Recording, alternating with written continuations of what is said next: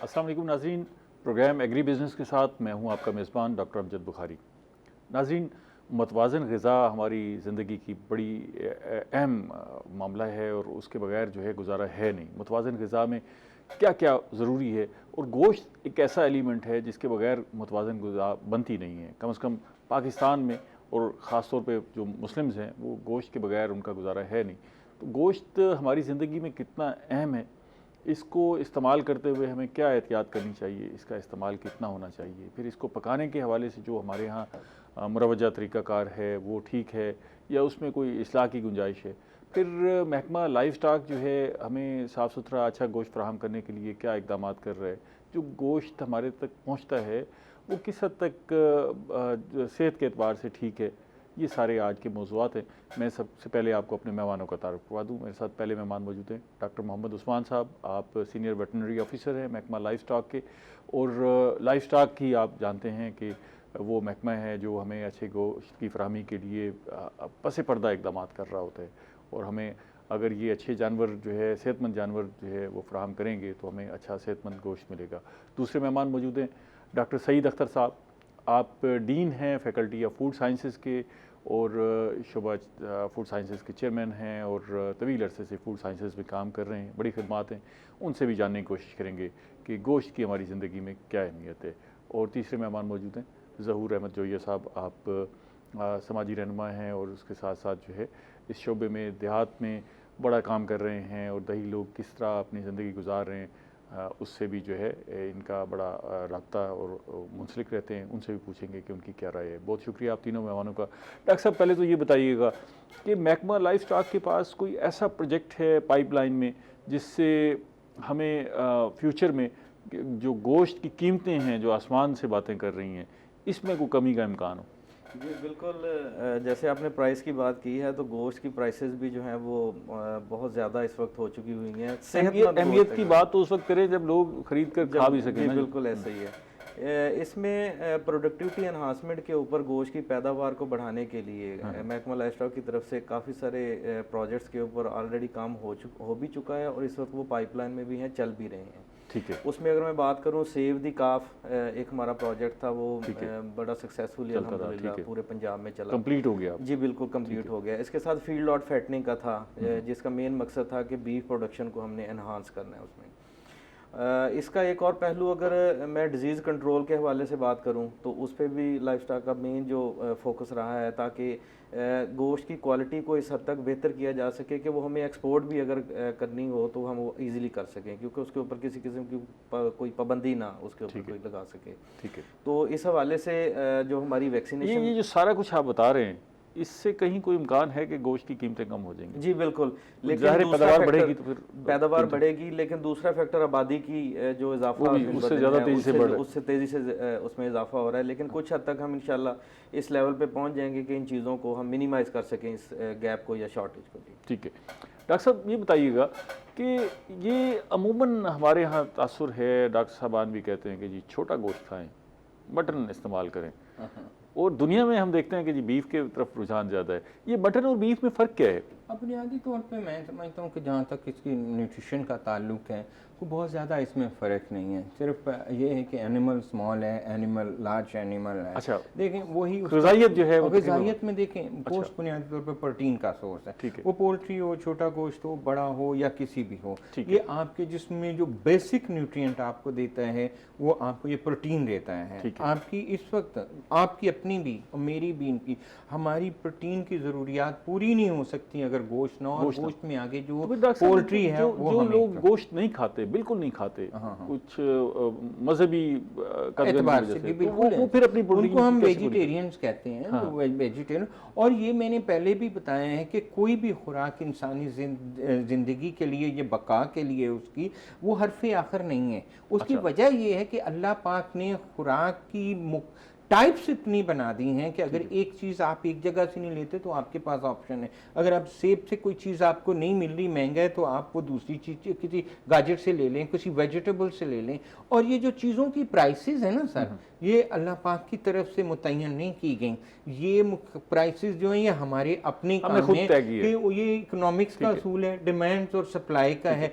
जो चीज़ आपकी आज गाजर ख़त्म हो जाती है नहीं आती, आज वो आपको 20 रुपए किलो मिलती है, वही 400 सेब से महंगी हो जाएगी सेब। तो ये डिमांड एंड सप्लाई का। और जहाँ तक गोश्त का ताल्लुक है, गोश्त में मैं ये समझता हूँ कि ना खाने से इंसान की कोई ऐसा नहीं है। जैसे आपने शुरू में खुद ही इस बात का एतराफ़ भी किया है कि मुतवाज़न ग़िज़ा जो है वही अच्छी सेहत की ज़ामिन है। कोई एक फूड कंट्रीब्यूट कर सकती है 10%, 15%, इससे ज़्यादा, लेकिन ये है कि कोई भी फूड जो है वो हरफ़े आखिर नहीं है कि उसके बगैर इंसानी ज़िंदगी।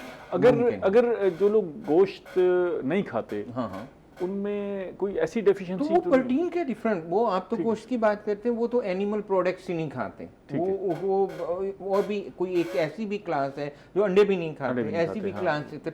लेकिन अल्लाह पाक ने प्रोटीन ही लेना है ना। अच्छा, प्रोटीन अगर गोश्त हम नहीं इस्तेमाल करें तो मुतबादिल कहाँ है प्रोटीन? अगर प्रोटीन का होना ना, तो प्रोटीन हमें बहुत सारी चीज़ों से मिल जाती है, अंडे से भी मिल जाती है, हमें दूध से भी मिल जाती है, और इस तरह करके। और प्रोटीन जो है ना, सब्जियों में भी प्रोटीन अच्छी मिकदार में मौजूद है या कम है? किसमें? सब्जियों में। किसी सब्जियों में प्रोटीन कम होती है बेसिकली, बहुत कम। सब्जियों में फाइबर ज़्यादा होते हैं, सब्जियों में माइक्रोन्यूट्रिएंट्स ज़्यादा होते हैं, सब्जियों में कार्बोहाइड्रेट, दालें मुतबादिल हो सकती हैं। हाँ, मुतबादिल होते हैं। और आप ज़रा कभी अपनी ज़िंदगी में ये गौर करें कि कितनी टाइप की फूड, आप सब्ज़ी की दुकान पे चले जाएं, आपको सैकड़ों किस्म की सब्जियां मिलेंगी, और सीरियल्स हैं, और बहुत सारी ऐसी खुराकें हैं जो हमारी डेली का। इसमें इम्पॉर्टेंट चीज़ ये है, गोश्त बहुत अहम है, लेकिन उसमें अब देखिए मैं आपको गोश्त की अहमियत क्यों बताता हूँ। हमारे लिए एक हीम आयरन उसको कहते हैं। अच्छा। जो आयरन फुलाद है, हमें वो गोश्त से ही मिल सकता है। वो हीम अच्छा। का मतलब ये है कि वो गोश्त से ही मिलेगा, जहाँ से वो उस तरह का आयरन हमें, और वो ज़्यादा बायो अवेलेबल होता है, ज़्यादा इंसान के। अब इसका ये मतलब नहीं है कि आयरन कहीं और है नहीं, आयरन गंदम में भी है, आयरन और चीज़ों में भी है।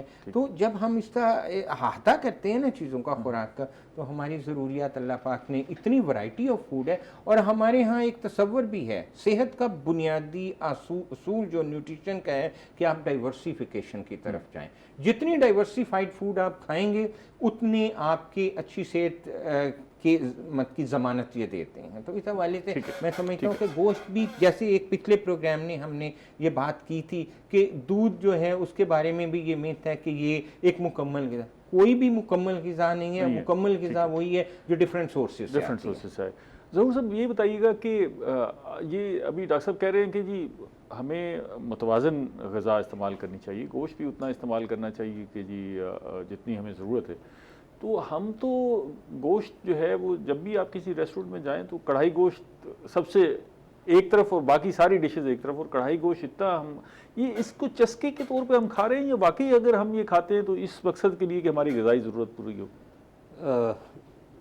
खैर साहब बहुत बहुत शुक्रिया, बहुत अच्छा सवाल है कि हमने देखा है कि हमारे अपने शहर में इतने सारे रेस्टोरेंट्स हैं, और एक शौक होता है जब भी दोस्त इकट्ठे होते हैं या जी कढ़ाई गोश्त खाते हैं। हर रेस्टोरेंट के बाहर कढ़ाइयाँ लगी हुई हैं और कढ़ाई गोश्त, और मुख्तलिफ किस्म की, और वो बहुत ही खूबसूरत खुशबू भी आ रही होती है, यानी जो दिल करता है कि यार बंदा बस आए और खाए। लेकिन कढ़ाई बनने में भी तकरीबन आधा पौना घंटा गुजर जाता है।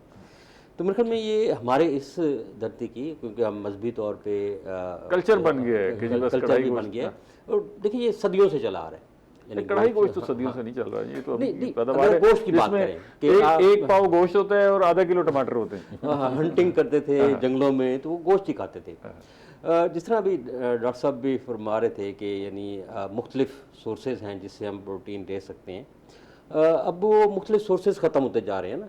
हमारे यहाँ पहले जो थी यानी मुख्तलिफ सोर्स जो थे प्रोटीन के, वो 110 फसलों से आते थे। जिस तरह बाजरा था, ज्वार है, वो हमारे यहाँ उसका तो रिवाज ही नहीं रहा। उसका रिवाज नहीं रहा, उसका रिवाज नहीं रहा। और गोश्त जो है वो पैसे ज़्यादा होने से उसको लोग अफोर्ड नहीं कर सकते। कभी कभार होता है महीने में कोई एक आधी पार्टी होगी दोस्तों की, तो घर में भी बहुत अगर गोश्त पकना है तो उसमें तो 5 किलो आलू होंगे और 2 किलो गोश्त होगा। तो ये चीज़ें हैं। अच्छा, इसमें हमारे यहाँ जानवर जो हैं वो बहुत कम होते जा रहे हैं ना, लेकिन जो रिसोर्सेज हैं उसको वो बहुत कम। इसको मैं समझता हूँ कि ये मैथमेटिकली ना कि आपके जो हमारे रिसोर्सेज हैं वो बढ़ रहे हैं 1 2 3 4, जो हमारे मसाइल हैं वो बढ़ रहे हैं 2 दूनी 4 4 दूनी 8, वो ज़रूर हो रहे हैं। हाँ, वो जारी बात है कि जब लोगों के पास कुव्वत खरीद ही नहीं होगी तो वो नहीं होगा।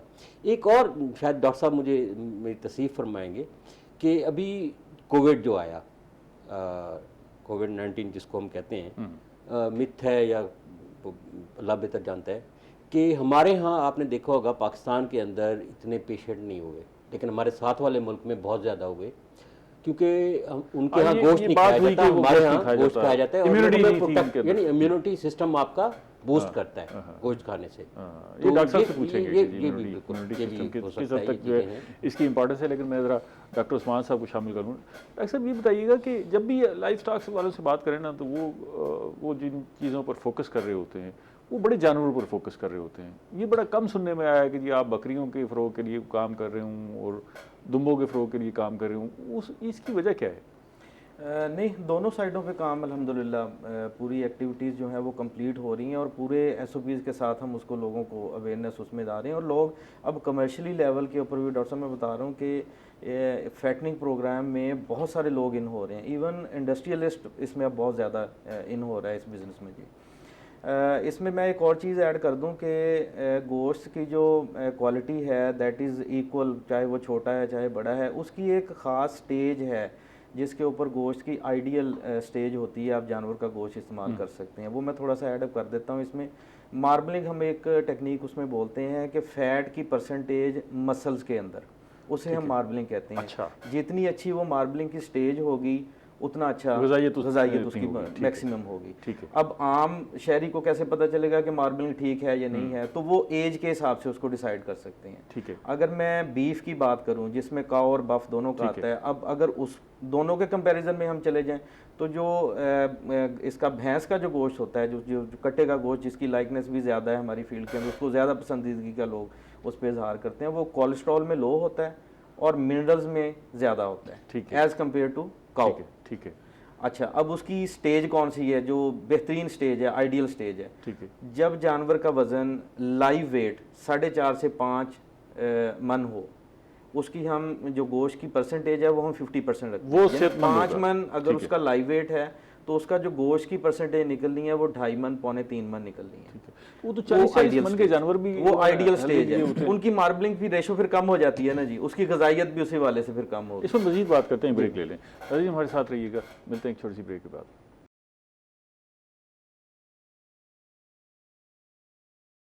वेलकम बैक नाजरीन, हम गोश्त की अफादियत पर बात कर रहे हैं। माहिरीन हमारे साथ मौजूद हैं। डॉक्टर साहब, अभी आपने कहा कि जी मार्बलिंग की बात कर रहे हैं कि उसकी उम्र से जो है उसकी ग़िज़ाइयत का अंदाज़ा हो सकेगा।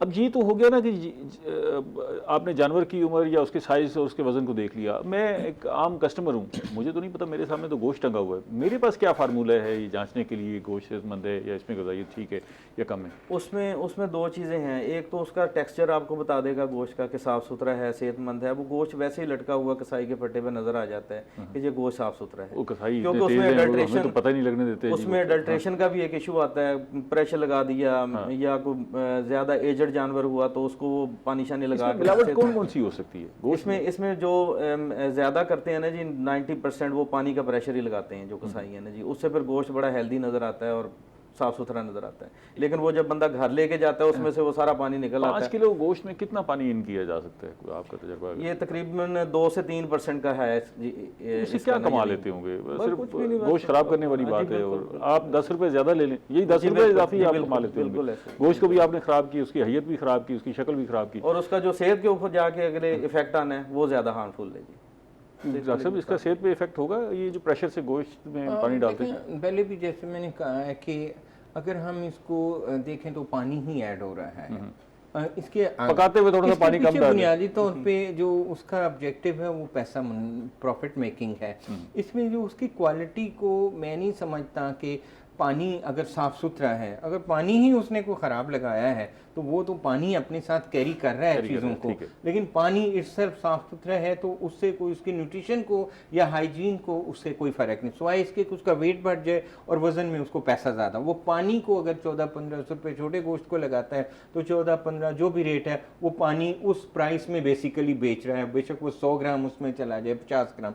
तो अल्टीमेटली जब वो बहुत ज़्यादा जानवर होते हैं तो ये उनका प्रॉफिट मेकिंग का ही है। ये एक अनस्क्रैपुलस किस्म की एक्टिविटी और अप्रोच है। जो ये सबने बात की थी इम्यूनिटी की, कि जो लोग गोश्त खाते हैं, हमने अभी कोविड में मुजाहरा किया कि जो अच्छा गोश्त खाते हैं उनकी इम्यूनिटी बेहतर थी। बाकी इम्यूनिटी बढ़ाने में देखिए, गोश्त कोई भी फूड जो होती है ना, वो बुनियादी तौर पे कैरियर होता है अहम अज्जा का। फूड कुछ भी नहीं होती। अब वो जो उसके अंदर कंपाउंड्स हैं या एलिमेंट्स हैं या मिनरल्स हैं या वाइटामिन्स हैं, उनका रोल होता है। अब इसमें आयरन भी बहुत ज़्यादा है, वो इम्यूनिटी को बेहतर है, जिंक भी है इसमें, वो इन्फेक्शंस के अगेंस्ट उसका रिपोर्टेड एविडेंस बेस्ड बात है कि जिंक जो है वो बॉडी के अंदर इन्फेक्शन के अगेंस्ट जो है वो इम्यूनिटी डेवलप करता है। तो ये इनकी बात ठीक है कि गोश्त अपनी सतह पे एक रिच है माइक्रोन्यूट्रिएंट्स में या मिनरल्स में या वाइटामिन में, पर्टिकुलरली आयरन का ये बहुत अच्छा। तो प्रोटीन इटसेल्फ भी एक बॉडी के मस्कुलर उसका एक रोल है मसल्स डेवलप करने में। तो ये गोश्त के खाने से यकीनन इम्यूनिटी का, इस पे कोई न्यूमेरिकल टर्म्स में तो कोई ऐसी रिसर्च पब्लिकेशन शायद लेकिन जाहिर है कि मैं रिलेट करूं कि इम्यूनिटी में गोश्त का क्या है। मरीज को कीमा क्यों खिलाते हैं? रीजन है बस सिर्फ उसको खुश करने के लिए मरीज को अमूमन कहते हैं जी कीमा खिलाएं। हाँ, वो बुनियादी तौर पे जो चीज़ आप एक भी हमेशा ये ज़हन में रखिए कि जो जिस चीज़ की सप्लाई कम होगी ना उसकी कीमत ज़्यादा होगी, उसकी वैल्यू ज़्यादा होगी। जो मुयस्सर है वो इतना साइकोलॉजिकल इफेक्ट भी होगा उसका। ये एक फूड के ऊपर भी, इंसानों के साथ भी ऐसा है, फूड में भी ऐसा है। जो फूड दूध क्यों ज़्यादा, अगर मैं एक मिसाल दूं दूध की, अगर हम इसको देख, दूध इसलिए है कि उसकी सप्लाई कम है, हर आदमी दूध पीना चाहता है, वो बच्चा हो 50 साल का हो 70। जब डिमांड ज़्यादा होगी प्राइस बढ़ेगी तो उसमें प्रॉफिट मेकिंग का कॉन्सेप्ट है। एक और बात सर मैं आपसे कह कि आज ये गोश्त की हम बात कर रहे हैं ना, तो पूरी दुनिया में ये कॉन्सेप्ट गोश्त का भी चेंज हो रहा है। अब आज आपके पास ये मोबाइल है, आज से 20 साल पहले मोबाइल नहीं था, इसका तस्वर नहीं था। आज से 10 साल बाद आपकी प्लेट पे एक लैब ग्रोन जो है वो मीट होगा, आपको मार्केट में शेल्फ पे लैब ग्रोन हलाल हर लिहाज से वो मिलेगा। आपने जाना है उसका एनिमल से कोई ताल्लुक नहीं है, वो उसको हम कहते हैं आर्टिफिशियल मीट या लैब ग्रोन मीट। उसका तरीक़ाकार सर ये होता है कि उसमें से जो कौ है उसका एक सेल लेते हैं, एक खुलिया लेते हैं, अच्छा, उसको स्टेम सेल कहते हैं, उसको लैब के अंदर पेट्री डिश के अंदर ग्रो करते हैं। वो बाकायदा उसको फूड देते हैं, उसको मटेरियल देते हैं, वो 1 से 2, 2 से 4, 4 से 8 वो फिर बन जाता है। अब ये है लैब की सतह पे, इसको लैब ग्रोन मीट करना। अब ये तजुर्बात कामयाब हो चुके हैं और उसमें वही ग़िज़ाइयत है, वही टेस्ट है, वही हर चीज़ है। आप उसकी जो है कबाब भी बनाएं, आप उसको कढ़ाई भी बनाएं आप। और ये अब इस पे एक क्वेश्चन रेस हुआ मुस्लिम कम्युनिटी की तरफ से कि क्या ये हलाल है या हराम है, इस पे शरीयत क्या कहती है। अब इस पे बड़ी डिबेट पूरी दुनिया में अभी भी चल रही है कि लैब ग्रोन मीट जो है वो हलाल है या हराम है। अब उसमें जो एक फतवा कहने आया है अभी इस पे चल रहा है कि अगर तो वो जो सेल है वो हलाल से लिया गया है, हलाल एनिमल से, और उसको बाकायदा हलाल तरीके से स्लॉटर किया गया था, तो फिर इस पे गुंजाइश है कि इसको खाया जा सकता है। तो मैं ये कह रहा हूँ कि हर फूड ये पाकिस्तान में तो अभी मेरे ख्याल पाकिस्तान में नहीं है, लेकिन ये कि ग्लोबली इस पे बहुत ज़्यादा काम हो रहा है और ये मार्केट में अवेलेबल भी हो जाएगा या इस वक्त है। मेरा पर्सनल तजुर्बा नहीं है, लेकिन ये यूरोप या अमेरिका में इस वक्त यकीनन, लेकिन हमें साइंस ज़रूर बताती है कि ये एक कॉमन सा फिनोमिना है, कोई इसमें ज़्यादा रिसर्च की नहीं है कि lab grown stem cell technology है, जिस तरह आपने एक सेल बनता है वो वही मल्टीप्लाई हो जाता है। ठीक है, तो ये इसकी वजह क्या है, इसकी ज़रूरत क्यों महसूस हो रही है, हम ये क्यों कर रहे हैं सारी चीज़।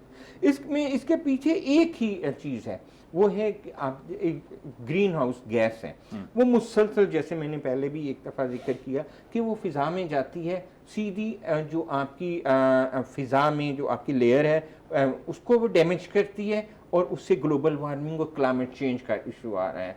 एनिमल्स को कम से कम इन्वायरमेंटल पोल्यूशन को, ये जो एनिमल्स है ना या एग्रीकल्चर है, इसको हम सबसे बड़ा पोल्यूटर्स कहते हैं।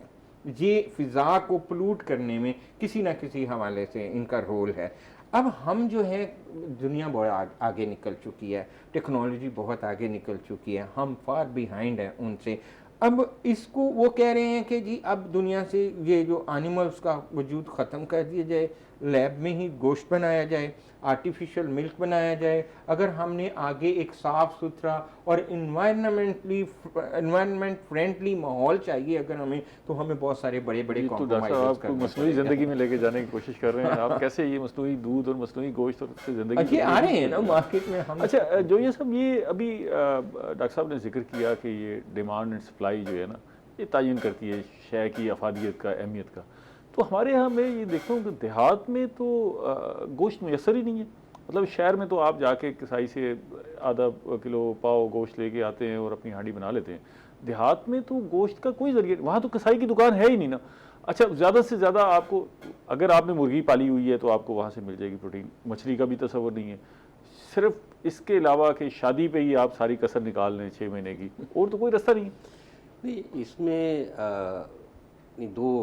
वैसे भी गांव में शायद शुरू से ही बहुत कम, क्योंकि गांव में अक्सर इस तरह के फंक्शंस हुआ करते थे। हमारा जो ट्रेडिशन में था कि शादी ब्याह है, या लोग अब आजकल तो वैसे ही कुर्बानी पे खाते हैं। हाँ जी, यानी इसके अलावा कोई और हल ही नहीं है ना।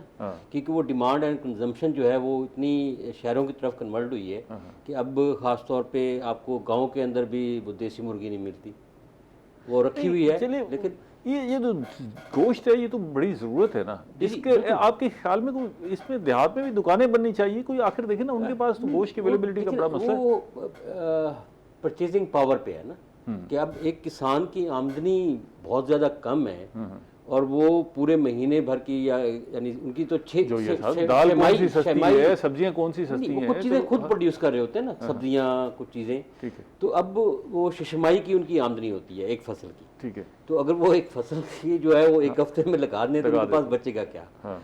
एक्चुअली ये भी ऐसे ही रहे कि हमारे यहाँ बहुत सारा गोश्त जो है, अब बहुत सारी कंपनीज जो हैं वो बाहर मुल्क को एक्सपोर्ट कर रही हैं, लेकिन हमारा शेयर तो बहुत थोड़ा है। वो दुनिया तो इस हमारे यहाँ देखें ना कि आम जो है वो भी बाहर भेजा जाता है।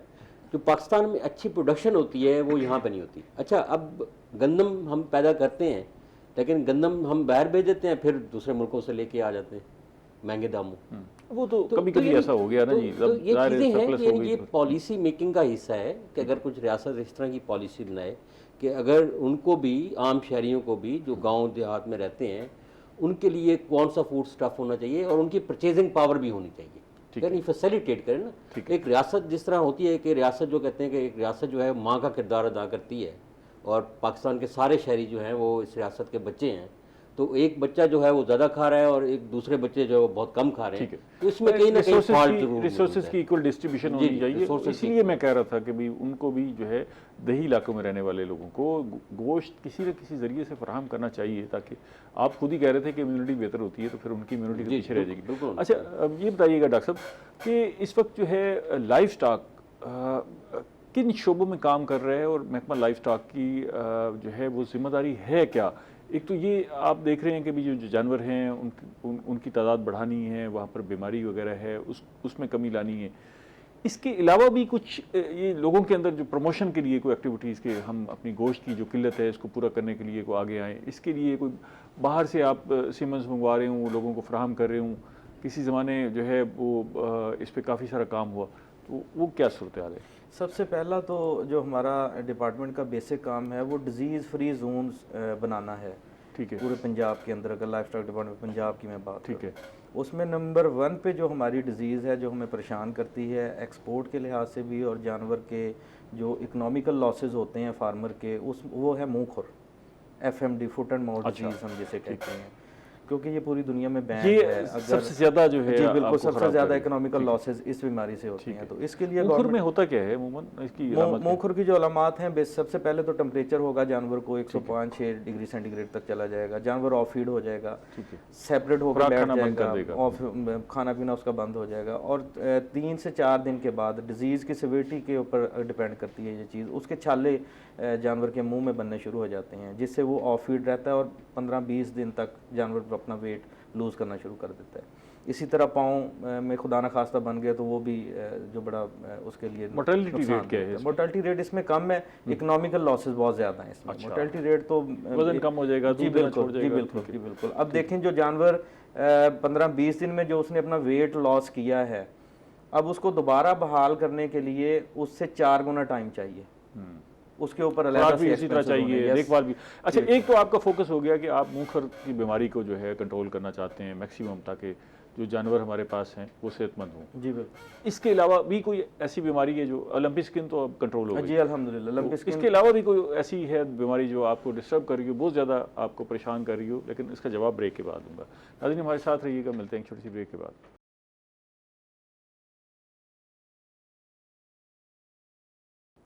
वेलकम बैक नाज़रीन, हम गोश्त पर बात कर रहे हैं, गोश्त की हिफाजत बात कर रहे हैं। डॉक्टर साहब आप बता रहे थे कि एक तो मुंह खर की बीमारी है जिसकी वजह से हम परेशान रहते हैं, इसके अलावा भी कोई ऐसी डिजीज़ है जानवरों की जो हमें डिस्टर्ब कर रही है?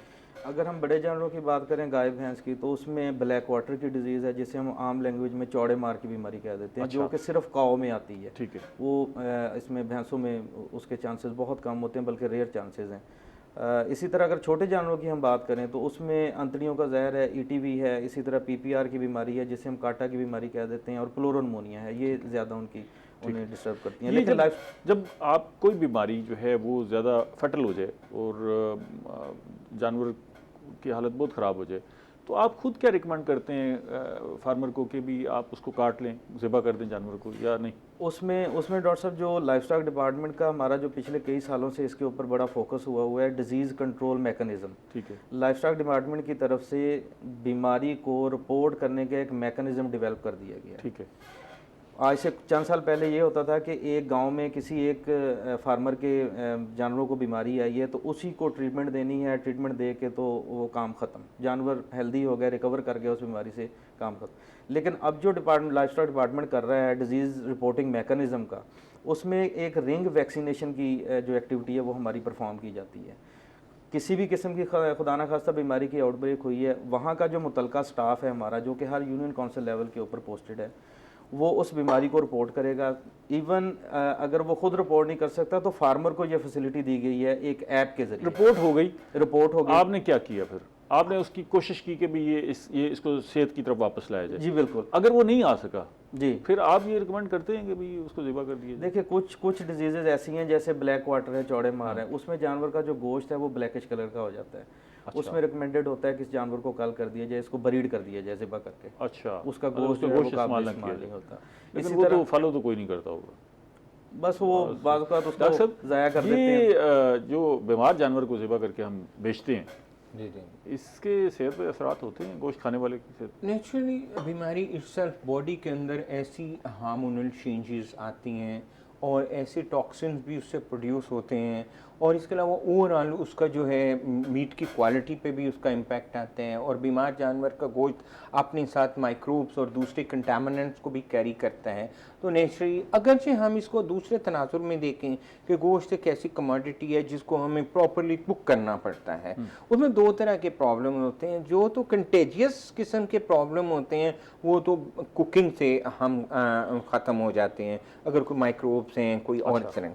लेकिन सम टाइम यही माइक्रोब्स जो हैं, अगर गोश्त पड़ा है या बीमार है या खुदा न खास्ता वो मुर्दा था, तो वो अपने टॉक्सिन्स उसमें बहुत ज़्यादा जो कि टेम्परेचर से डिग्रेड नहीं होते। अच्छा, और वो इंसान बरकरार रहती है, वो इंसानी जिस्म में चले जाते हैं। इसके अलावा जब बीमारी इब्नॉर्मेलिटी का नाम है ना, तो उसके नतीजे में यकीनन बॉडी के अंदर बहुत सारी चेंजेस। इसको मिनिमाइज करने के लिए भी कोई फार्मूला है? हेल्थ की तरफ उसको हम मिनिमाइज से मिलाते के बीमार जानवर को। एक आम आदमी हूँ, मैं ले आया हूँ गोश्त, मुझे नहीं पता, मैं उसको पकाना चाहता हूँ, तो उसमें कोई ऐसी टोटके हों जिसकी वजह से, जैसे अमूमन हमारे यहाँ सिरके में धो लिया जाता है, या कोई ऐसा तरीका है जिससे उसमें कम से कम कर ली जाए जो बीमारियों के लिए? उसको आइडेंटिफाई करने के? नहीं, आइडेंटिफाई नहीं, हमें तो पता ही नहीं है ना, आइडेंटिफाई तो हो नहीं सकता। आइडेंटिफाई करने का तरीका है कोई ऐसा? वो तो फिर तो नहीं हो सकता, वो लैब टेस्ट है या उसकी कुछ सैंपलिंग करेंगे या उसका विजुअल एग्जामिनेशन है, इसके अलावा तो हमारे पास कोई हल नहीं है। दूसरी बात यह कि जहाँ तक आप कहते हैं कि ये जो फूड के अंदर हम इसको, अब बहुत बड़ा फूड के अंदर डोमेन है जिसको फूड फ्रॉड्स कहते हैं। वो एक रेडीबान भी करता है, रेडी वाला भी जो फूड बेचता है, वो एक इंडस्ट्रियलिस्ट भी करता है, उसका अपना तरीका है। वो लेबल पे ऊपर इंफॉर्मेशन में गलत देता है। मिसाल के तौर पे हम ये कहते हैं, मेरा अपना ये ओपिनियन है कि एक आप जो डिश वॉश के लिए आप देख, उसके आप लेमन की भी बात करते हैं, उसमें किसी दूध में आप स्ट्रॉबेरी की बात करते हैं। अब देखें पूरी तमाम फूड्स में फ्रूट्स किसी तरह भी ऐड नहीं होता, वो इनके फ्लेवर्स होते हैं जो केमिकल कंपाउंड्स होते हैं। जब हम उनको मुंह के पास लेके जाते हैं तो हमें ऐसे लगता है कि लेमन की स्मेल है, या हम दूध पी रहे हैं, या हम कोई और कमाटी रहे। तो रियल फ्रूट तो उसमें ऐड हो ही नहीं सकता, ऐड होगा तो वो यकीनन उसका जो है टेक्सचर और उसकी अपीयरेंस डिफरेंट होगी। ये जो ओवरऑल पूरी दुनिया में, ये नहीं है कि पाकिस्तान में ये पूरा इसको आप कह लें कि फूड फ्रॉड्स हैं या कंज्यूमर को मिसलीड करने का एक तरीका। दूसरी बात बुखारी साहब ऐसा है कि हम बात करें गोश्त की, कि गोश्त कैसी ग़िज़ा है और इसका इंसानी सेहत पे किस तरह के असरात हैं, अच्छा बुरा, इसकी हाइजीन। अब इस वक्त मैं ये समझता हूँ कि फूड में one of the most expensive commodity है। आप छोटे गोश्त की बात करें, इवन पोल्ट्री की बात करें, तो ये बहुत, इसकी इन्फ्लेशन ने इसको बहुत दूर तक। जबकि दूसरी तरफ ये बड़ा अहम पॉइंट है जो मैं अपने नाज़रीन को भी बताना चाह रहा हूँ कि हमारे मुल्क में 40% से ज़्यादा पॉपुलेशन, यानी 10 करोड़ आवाम इस वक्त पावर्टी लाइन से नीचे रह रहे हैं। अच्छा, पावर्टी लाइन को हम डिफ़ाइन कैसे करते हैं? पावर्टी लाइन को हम डिफ़ाइन यूँ करते हैं कि जिस शख्स की आमदन या इनकम डेली 3.8 या 3.7 डॉलर पर डे से कम है, हम उसको पावर्टी लाइन का, अब इसको हम रुपीस में कन्वर्ट करते हैं। ये तकरीबन एक महीने की 28,000 के करीब, 280 का डॉलर है या 290, 30,000 हम लगा लेते हैं। अब 30 में 10 बंदे हैं तो 10 के 10 की 30,000 हाँ, वही हर आदमी के, हम फैमिली की अगर एग्जैक्टली अब एक बंदा है उसकी अगर 30,000 है तो वो तो खुद है, उसके साथ 10 उसके साथ का। अब इसका इम्पैक्ट सर क्या आ रहा है? इसका इम्पैक्ट ये आ रहा है कि पूरी दुनिया में जो भी अच्छे मुल्क है, मैं 10% ऑफ देयर इनकम जो है ना, उसमें वो किचन चलाएंगे। 90% जो उनकी आमदन है, वो कोई अमीर है या मैं लोएस्ट इनकम की बात कर रहा हूँ, उसमें वो किचन चलाएंगे। उसमें उनकी जो पूरी किचन की ज़रूरियात हैं, फ्रूट्स हैं, दूध है, वेजिटेबल है, गोश्त है, आप उन्होंने 10%। किसी की 3,000 डॉलर है ना पूरी दुनिया में, अगर आपको, तो 300 डॉलर में उसका किचन चलना चाहिए। अब आप इमेजिन करें कि आपके यहाँ एक पर्सन की 30,000 आबाद, और मज़े की बात बताऊं कि आपकी तकरीबन 70% से ज़्यादा, 40% से ज़्यादा तो पॉपुलेशन है जिनकी इनकम 30 है। अब उससे अगर किसी की 35 भी है तो उससे कोई फ़र्क नहीं, अगरचे वो लाइन के ऊपर है। अब आप ये इमेजिन करें कि क्या ये पॉसिबल है कि आप 30,000 में से 10% जो है वो 3,000 बनता है। 3,000 रुपये की एक, अगर जो आपकी फ्रूट की रिक्वायरमेंट है ना, वो पूरी नहीं होती, वो एक बास्केट बनती है। अगर हम डेली की आपकी रिक्वायरमेंट, जो हम कहते हैं कि आप फूड सिक्योरिटी का शिकार, इनसिक्योर नहीं है, वो 2900 रुपये की, 3,000 रुपये की सिर्फ फ्रूट की एक बास्केट बनती है, और डेली आपने वो खानी है, उसमें आपने जो अपनी बॉडी के साथ। अच्छा, अब क्या हो रहा है, हम एक सेहतमंद पाकिस्तान का तस्वुर फूड के हवाले से कैसे कर सकें? सर, उसका एक ही हल है, अगर हम एक तवाना और सेहतमंद पाकिस्तान और प्रोडक्टिव पाकिस्तान चाहते, उसमें यह है कि ये लग्जरीज पे जितनी मर्जी महंगी करते हैं, जो भी कर, लेकिन फूड को उस जोन में ले आएं कि जिसमें कोई भी शख्स 8,000 10,000 में, वो अमीर है या गरीब है, अपनी बॉडी की डाइटरी नीड्स जो है वो इतनी उसको फूड मिल जाए कि उसकी बना, और वो फूड सिक्योर इनसिक्योर ना हो। जबकि ये एक पॉवर्टी का विशियस साइकिल जो है ना, इसमें हमारी जो इस वक्त 10 करोड़ लोग ऐसे हैं जिनको, जो पॉवर्टी लाइन से नीचे हैं और जो फूड इनसिक्योर हैं। आप 37% ऑफ द पाकिस्तानी पॉपुलेशन इस वक्त फूड इनसिक्योर है। फूड इनसिक्योर का मतलब क्या है? फूड इनसिक्योरिटी का मतलब ये है कि आपके पास ग़िज़ा भी है, लेकिन वो आपकी वो ग़िज़ा नहीं है जो आपकी जिस्म की ज़रूरियात करता है। आपने पहले एक क्वेश्चन किया था कि 2 रोटियां शाम को खाएं, 2 दोपहर को खाएं, 2 सुबह को खाएं, सालन के साथ खाएं। आपके पास तो खाना है बज़ाहिर, लेकिन आप फिर भी फूड से। अच्छा, अब प्रोग्राम का वक्त ख़त्म हो गया, 1 मिनट रह गया। 1 मिनट में मुझे ये बता दें कि आपने कहा कि गोश्त की शेल्फ लाइफ कम है, हमने इसे बढ़ा दिया फ्रीज़र के ज़रिए, और तवील अरसा जो है वो हम तो देखते हैं 4-4 महीने 6-6 महीने भी लोग इस्तेमाल करते जाते हैं गोश्त रख कर। तो ये कब तक हेल्दी रहता है अगर आपने फ्रीजर में रखा हुआ है, कब तक हेल्दी रहेगा और उसकी न्यूट्रिशन वैल्यू भी बरकरार रहेगी? इसमें गोश्त जो है ना, 2 मैंने पहले भी बताया कि दूध और गोश्त जो हैं ये वो फूड्स हैं जिनके अंदर जो जितने भी आपके बैक्टीरिया हैं ना वो बहुत अच्छा इन्वायरमेंट इनको मिलता है, लिहाजा इनको बहुत जल्दी जो है वो कवर करने की ज़रूरत है। दूध कितना अरसा ज़्यादा से ज़्यादा रखना है? गोश्त को कितना अरसा? प्रोग्राम का वक्त खत्म हो गया। देखें, गोश्त के बारे में तो है कि इसको आपने फ्रोज़न ही रखना है।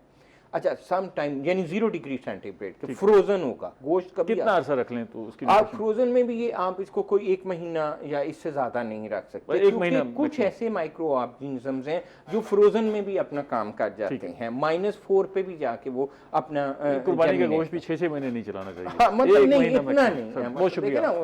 तो आप फ्रोजन भी प्रोग्राम का वक्त खत्म हो गया तक कम से कम, इससे ज्यादा ना। आप तीनों मेहमानों को बेहद शुक्रिया। नाज़रीन, हमने बात की गोश्त पर और गोश्त की अफादियत पर। अगले प्रोग्राम तक इजाज़त दीजिए। अल्लाह ने के बाद।